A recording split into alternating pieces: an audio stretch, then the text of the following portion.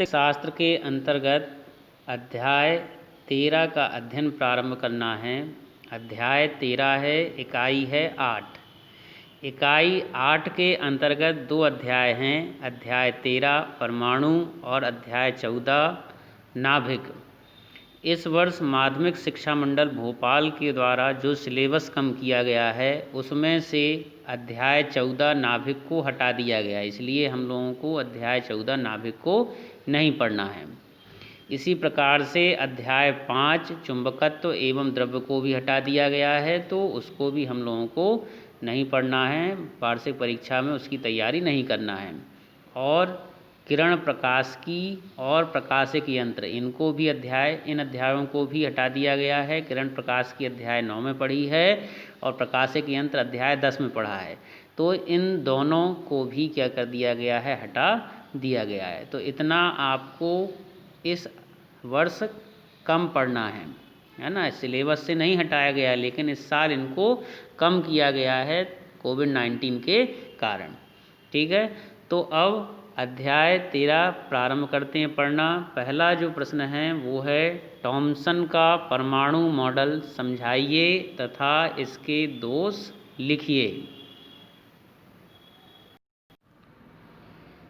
J Thomson नामक जो व्यक्ति थे, इन्होंने इस मॉडल को दिया था, इसीलिए उनके नाम पर इसे थॉमसन का परमाणु मॉडल कहा जाता है। इस मॉडल के अनुसार परमाणु एक ठोस गोले के रूप में होता है, जिसमें समस्त द्रव्यमान एवं धन आवेश समान रूप से वितरित होते हैं। पूरा उसमें क्या होता है, द्रव्यमान होता है और धन आवेश, ये दोनों चीज़ समान रूप से उसमें वितरित होते हैं। इसके बीच बीच में इलेक्ट्रॉन उसी तरह स्थापित होते हैं जैसे तरबूज के अंदर उसके गूदे में बीज धसे होते हैं। सब लोगों ने तरबूज देखा होगा, तो तरबूज के जो बीज होते हैं, ठीक वैसे ही तरबूज के अंदर जैसे बीज होते हैं, ठीक वैसे ही ठोस गोले के बीच बीच में इलेक्ट्रॉन पाए जाते हैं। ठीक है, तो जे थॉमसन ने इसको दिया था, क्या बताया था कि प्रत्येक परमाणु एक ठोस गोले के रूप में होता है, इसका पूरा द्रव्यमान और धन आवेश समान रूप से वितरित होता है और इसके बीच में इलेक्ट्रॉन वैसे ही होते हैं जैसे तरबूज के बीच बीच में बीज होते हैं। तो कहा जा सकता है कि प्रत्येक परमाणु में इलेक्ट्रॉनों की संख्या इस प्रकार होती है कि समस्त इलेक्ट्रॉनों का ऋणावेश परमाणु के धनावेश के बराबर हो जाए। मतलब जितनी संख्या में इलेक्ट्रॉन होंगे, इलेक्ट्रॉन के ऊपर ऋण आवेश होगा, उतनी ही संख्या में परमाणु के अंदर धनावेश होगा, ये इसमें बताया गया है। तो जितनी संख्या में धन आवेश हैं, उतनी ही संख्या में जब ऋण आवेश होंगे तो धन और ऋण एक दूसरे को समाप्त कर देंगे। इसका मतलब वो जो परमाणु हैं पूर्ण रूप से उदासीन हो जाएगा। जितने धन आवेश हैं उतने ही ऋण आवेश हैं, तो धन आवेश ऋण आवेश को समाप्त कर देगा, जिसके कारण वो परमाणु पूर्ण रूप से क्या हो जाएगा, उदासीन हो जाएगा। उदासीन हो जाएगा मतलब ना तो वो धनावेश की भांति कार्य करेगा, ना ही वो ऋणावेश की भांति कार्य करेगा।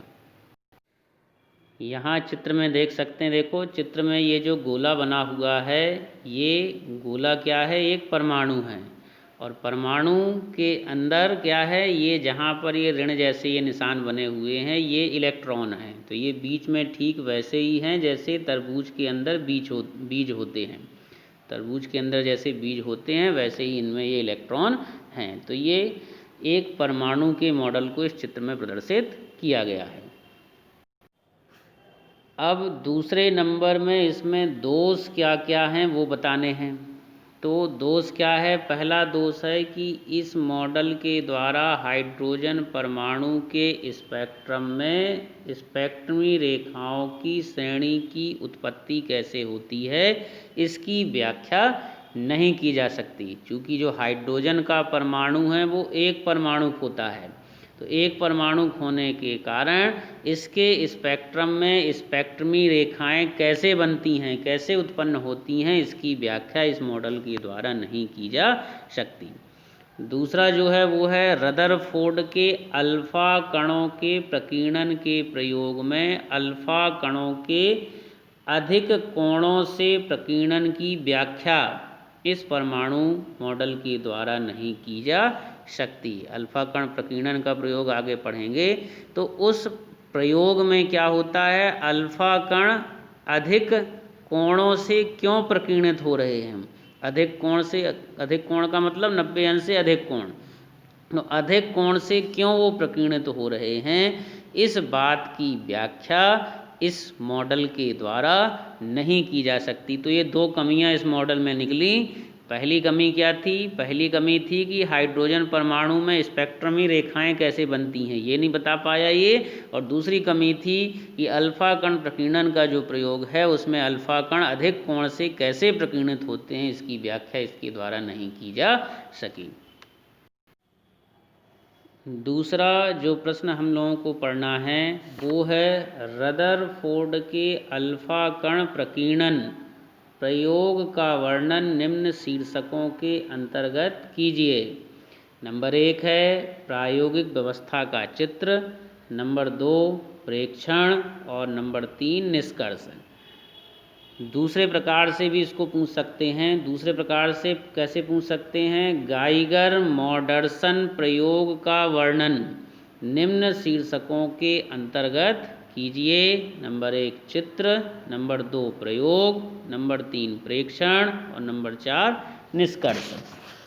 तो इस प्रश्न को ये दो प्रकार से पूछा जा सकता है। वास्तव में हुआ क्या था, अर्नेस्ट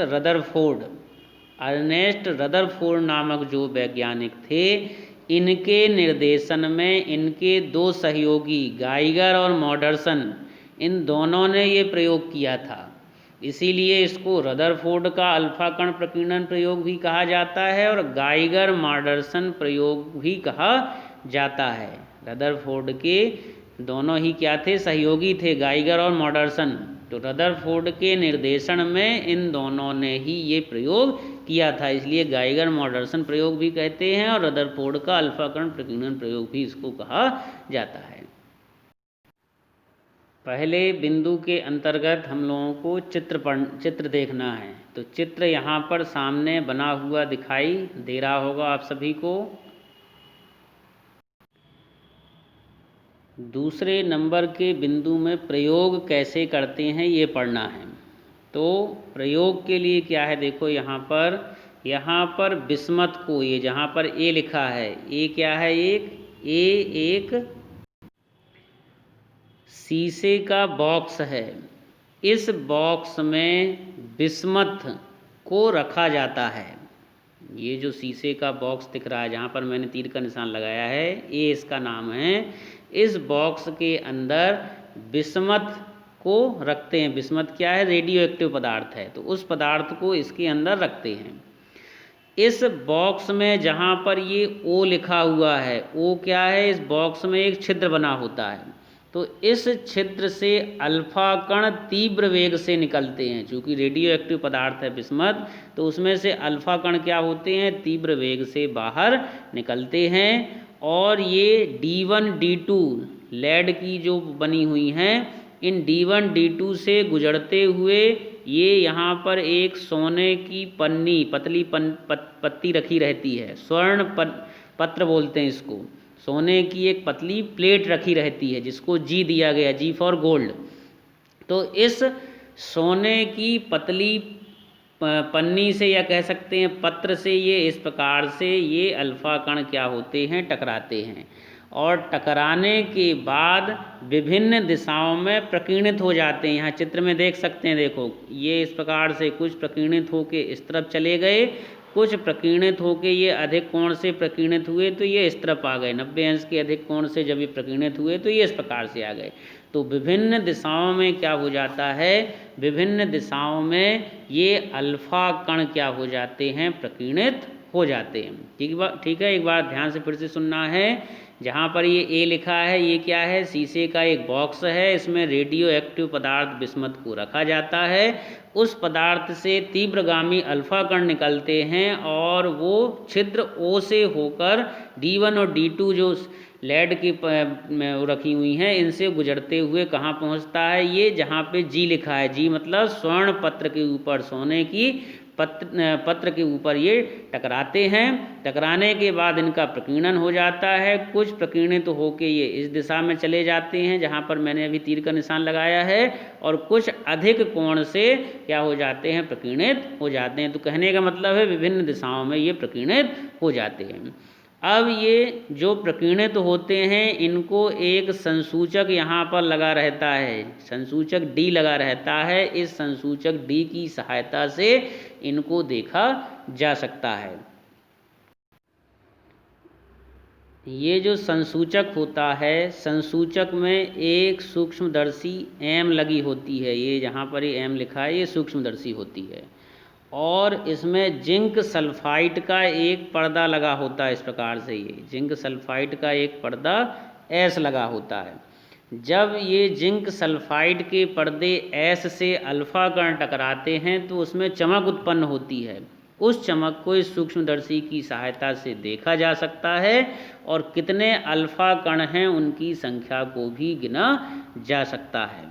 ठीक है, ये पूरा जो उपकरण है, इस पूरे उपकरण को कहाँ रखते हैं, निर्वात कक्ष में रखते हैं। निर्वात कक्ष के अंदर इस पूरे उपकरण को रखा जाता है। ऐसा इसलिए करते हैं ताकि जो अल्फा कण हैं वो वायु से भी प्रकीर्णित ना हो सके। निर्वात माने जहाँ हवा भी ना हो, जिस स्थान पर हवा भी ना हो वो है निर्वात।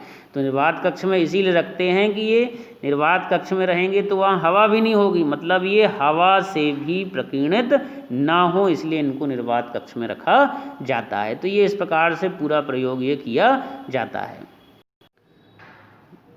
ठीक है, तो जैसा कि मैंने अभी आपको बताया है उस प्रकार से देखो यहाँ पर ये प्रयोग में लिखा हुआ है। देखो, रेडियो एक्टिव पदार्थ बिस्मथ को शीशे के बॉक्स में रखते हैं, छिद्र ओ से अल्फा कण निकलते हैं, लेड या शीशे की ईंटों D1 और D1 से गुजरकर अल्फा कण कहाँ जाते हैं, पतली पन्नी जी पर आपतित होते हैं। इस पन्नी की मोटाई 2.1 × 10⁻⁷ मीटर, यानी बहुत पतली होती है पन्नी, है ना, और ये उनसे टकराकर ये प्रकीर्णित हो जाते हैं। तो चित्र में जो चीज़ें मैंने आपको समझाई हैं उन्हीं चीज़ों को, उन्हीं बातों को यहाँ प्रयोग हेडिंग डाल के लिखा गया है।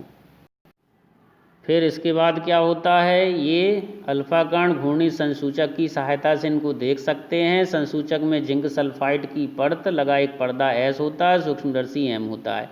तो जो चीज़ें मैंने आपको बताई हैं वही सब चीज़ें यहाँ पर प्रयोग में लिखी हुई हैं, तो आपको ऐसे ये लिख लेना है। अब तीसरा जो बिंदु यहाँ पर पढ़ना है वो है प्रेक्षण।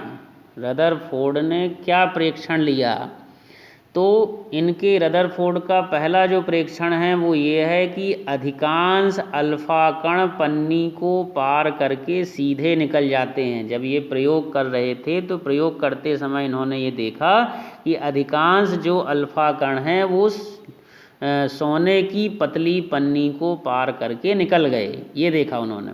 फिर दूसरे नंबर में बताया गया कि कुछ अल्फा कण मतलब 8000 यदि अल्फा कण जा रहे हैं तो 8000 में से एक, इस प्रकार से 8000 में से कोई एक अल्फा कण 90 अंश से अधिक कोण पर प्रकीर्णित हो जाता है। फिर तीसरे पॉइंट में उन्होंने देखा कि कुछ अल्फा कण मतलब जितने भी अल्फा कण गए हैं उनमें से 0.14%, 0.14%, कितने में से 100% में से 0.14, माने बहुत कम अल्फा कोण ही एक अंश से प्रकीर्णित होते हैं, है ना। तो तीन प्रेक्षण उन्होंने देखे, तीन चीज़ें देखी उन्होंने प्रयोग करते समय कि अधिकांश अल्फा कण तो आर पार निकल गए उस पन्नी के। फिर उन्होंने देखा कि 8000 में से कोई एक ऐसा अल्फा कण था जो 90 अंश के अधिक कोण से प्रकीर्णित हुआ। फिर तीसरे नंबर में उन्होंने देखा कि कुछ अल्फा कण माने 0.14% अल्फा कण क्या हुए, अधिक कोण पर प्रकीर्णित हुए। ठीक है, तो ये इस प्रकार का प्रेक्षण उन्होंने देखा। अगला है फिर निष्कर्ष, लास्ट बिंदु है निष्कर्ष। क्या निष्कर्ष निकाला इन्होंने? देखो, प्रयोग किया, प्रयोग के बाद प्रेक्षण लिया और प्रेक्षण के बाद फिर इन्होंने निष्कर्ष निकाले। तो क्या निष्कर्ष निकाला इन्होंने? निष्कर्ष निकाला कि चूंकि अधिकांश अल्फा कण आर पार निकल जाते हैं, इसका मतलब परमाणु का अधिकांश भाग खोखला होता है। पहले परीक्षण में बताया था ना इन्होंने कि अधिकांश अल्फा कण आर पार निकल जाते हैं, तो इसका मतलब है कि परमाणु का अधिकांश भाग खोखला होता है, इसीलिए वो आर पार निकल जाते हैं। दूसरे नंबर में इन्होंने बताया कि अल्फा कणों में धनावेश होता है। चूँकि अल्फा कण विक्षेपित होते हैं, इसका मतलब परमाणु के अंदर धनावेशित कण होना चाहिए, है ना। अल्फा कण पर स्थिर वैद्युत प्रतिकर्षण बल लगाते हैं, है ना। अल्फा कणों में क्या होता है? धनावेश होता है। चूँकि अल्फा कण विक्षेपित हो जाते हैं, इसका मतलब परमाणु के अंदर भी धनावेश होना चाहिए। समान आवेशों में प्रतिकर्षण होता है ना, तो चूँकि ये प्रतिकर्षित हो रहे हैं, इसका मतलब अल्फा कण पे धन आवेश है, इसका मतलब परमाणु के अंदर भी धन आवेश होगा, तभी वो उससे धन से धन क्या हो रहे हैं? प्रतिकर्षित हो रहे हैं। तो इसका मतलब ये हुआ कि परमाणु के अंदर धन आवेश होता है। तीसरा नंबर बताया गया कि कुछ अल्फा कण अधिक कोण से प्रकीर्णित होते हैं। इसका मतलब ये हुआ कि परमाणु का अधिकांश भाग द्रव्यमान तथा इसका संपूर्ण धनावेश एक ही सीमित स्थान पर केंद्रित है ना। कुछ अल्फा कण क्या हुए? प्रकीर्णित हुए अधिक कोण से। तो अधिक कोण से कौन से प्रकीर्णित होंगे? जो किसी वस्तु से टकरा जाएगा वही प्रकीर्णित होगा ना। अधिक कोण माने 90 अंश से, तो 90 अंश से वही प्रकीर्णित होगा जो किसी से टकराएगा। तो किससे टकराया वो? तो जिस स्थान पर उस परमाणु का द्रव्यमान था, उसका पूरे का पूरा धन आवेश था, उस स्थान से वो टकराया, इसीलिए वो 90 अंश से अधिक कोण से क्या हो गया? प्रकीर्णित हो गया। तो ये 3 निष्कर्ष निकाले। पहला निष्कर्ष है कि परमाणु का अधिकांश भाग खोखला होता है। दूसरा निष्कर्ष है कि परमाणु के अंदर धन आवेश होता है। और तीसरा निष्कर्ष है कि परमाणु का अधिकांश भाग, अधिकांश द्रव्यमान और आवेश केवल एक ही स्थान पर केंद्रित है, इसीलिए 8000 से कोई एक परमाणु स्थान से टकराकर परावर्तित हो जाता है। 90 अंश से अधिक कोण से प्रकीर्णित होना माने परावर्तित होना ही है वो, ठीक है। तो ये इस प्रकार से यहाँ पर निष्कर्ष निकलते हैं। तो कहा जा सकता है कि परमाणु के अंदर धन आवेश